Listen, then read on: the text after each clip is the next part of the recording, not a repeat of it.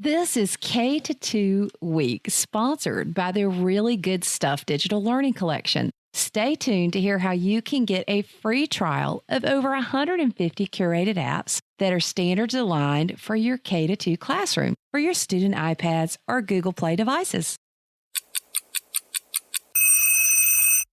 Motivating ourselves to be excellent in the K-2 classroom. Episode 371.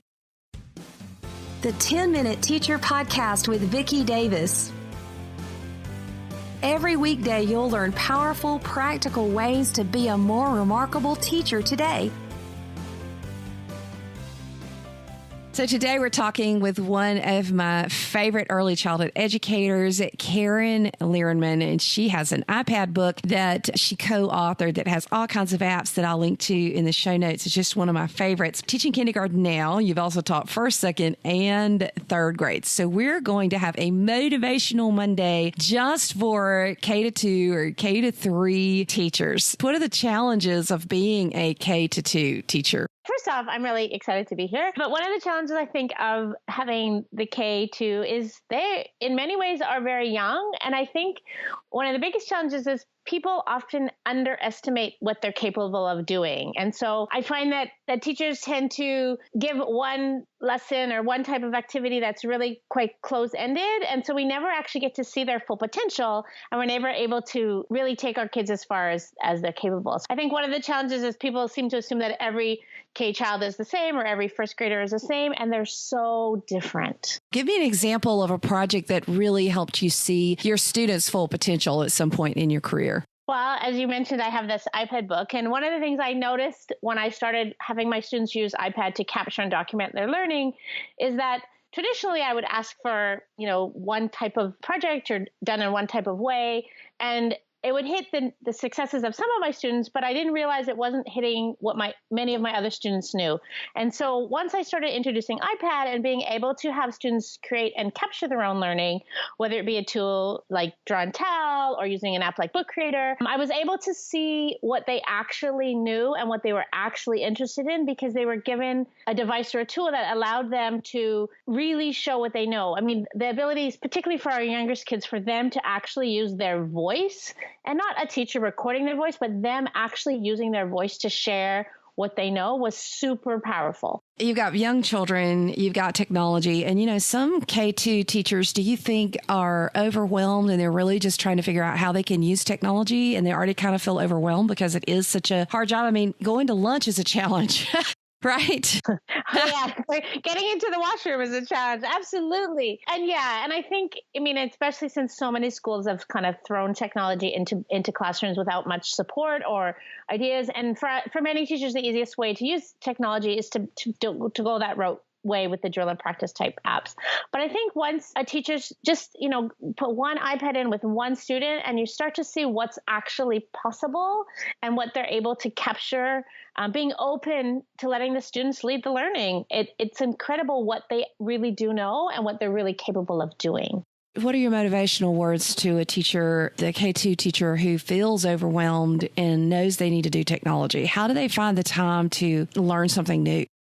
Yes. New is never easy, but I always go back to why I'm doing what I'm doing, and everything I do, whether it be sharing publicly, whether I'm working with my students, it's always going back to my students and really looking at what my students need. And if what I'm doing isn't working, it's my job to find a way that can work. And what I found in the past is that actually bringing in technology, and not necessarily in the consumption way, and while there's a time and a place for that, I don't think that's its key value.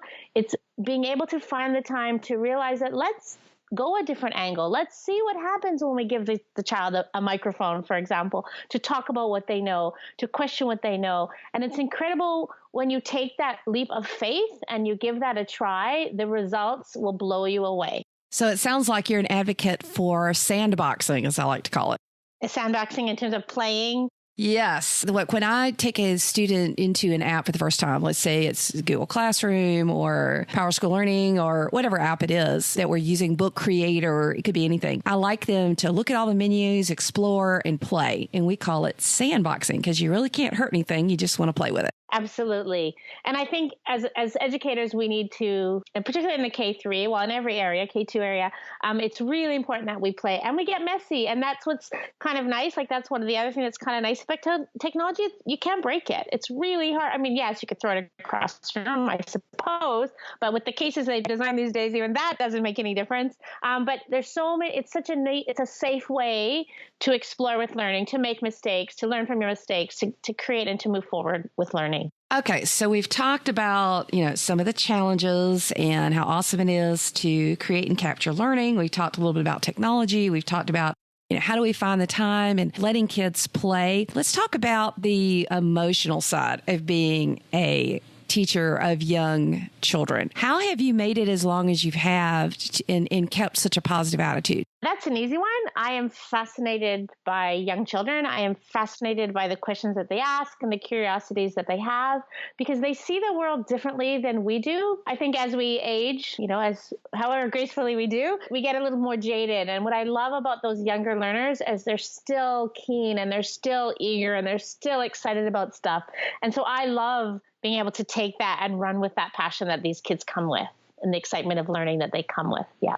But do you ever have a bad day? Oh my gosh, absolutely. I'm only human. Though I find the bad days typically don't have anything to do with my students. They're me not getting enough sleep or me worrying about a family member or something like that and it affecting me globally. But what I love is that my students typically, and if I let them know, one of the things we do in our classes, we check in every morning and I'll check in. I'm part of that check-in and I'll let them know if I'm having a rough day or I'm grumpy or I don't feel like my patience is as good as it should be. They're incredible in terms of helping me get through my rough days. And I hope that I help them get through their rough days as well. But we're absolutely all human. What was the best decision you ever made related to what you do in your classroom of early learners? I think my best decision or one of the biggest changes that I've had, two actually, is one is that the behaviors I see, whether they're good or bad, there's a reason behind them. And so I always, if a child is struggling and making not necessarily the best ideal choices, I never look at the behavior and I'm always looking for why those things are happening and it really has nothing to do with the behavior and then trying to find solutions for the purpose of the behavior. Because there's always a reason. No kid behaves incorrectly or poorly purposefully. There's always a reason why, whether it's a lack of skill or a need or an emotion, that there's some reason behind it. And so, one of the things I like is being that detective to figure out why. The other thing, is now I work much harder to listen to understand than to listen to just hear. And so, or to respond, I think is what they say. And that has really changed me as an educator. And that has, the kids are telling me things for a reason. And I'll say to them, well, I'm not giving my full attention. And I will stop and I have your full attention. You obviously have something important to say to me. And I really take that time to listen to what they have to say. I used to be quick at saying no or quick at making quick decisions. And I don't do that anymore. I stop and I really think about what are they asking me? Why are they asking me? Is a no really the necessary answer? Or could it be a yes with perhaps, oh, yes, that's a great idea. But remember, you need to X, Y, or Z. And so we can both come out with what we need. So that listen to understand is also really key for me. Karen, could you give a 30-second pep talk to all the K-2 teachers out there who really need encouragement on this Monday? Yeah, my biggest advice is whether things are good or bad, enjoy the moment. I mean, we have struggles with these kids. I mean, I'm teaching kindergarten right now. And so, I have kids that are, going to the washroom on their own is still a challenge for them. But at the same time, it's taking, the lessons that we're teaching them and the encouragement that we're giving them, and they give it back in many folds, I guess. And so I think just enjoy the moment, even when it's tough and even when they're pulling their hair, you're making a difference for those kids. And it does pay off. The hard work now pays off later. And particularly at the beginning of the school year, it's tough. It's really tough getting those kids trained to think for themselves, to be a little more independent, to do the things they're capable. But it pays off and it's so worth it in the end. But don't give up on those kids. Like, give your all and it'll come back to you tenfold. That's great advice for every age, I think, Karen, and great advice for me to hear. I think also I just want to encourage all of you with words that I often say, which is innovate like a turtle. Just take tiny little steps forward because these kids deserve our best. They deserve to be listened to. And aren't they precious? Oh my gosh, absolutely. The Really Good Stuff Digital Learning Collection is here. This app is a digital supplemental curriculum solution for K through second grade. Aligned with standards, it includes more than 150 curated apps inside their one simple app to install. I took a recent tour and was blown away when I saw that you can customize a playlist of games for each student based on standards and their personal needs.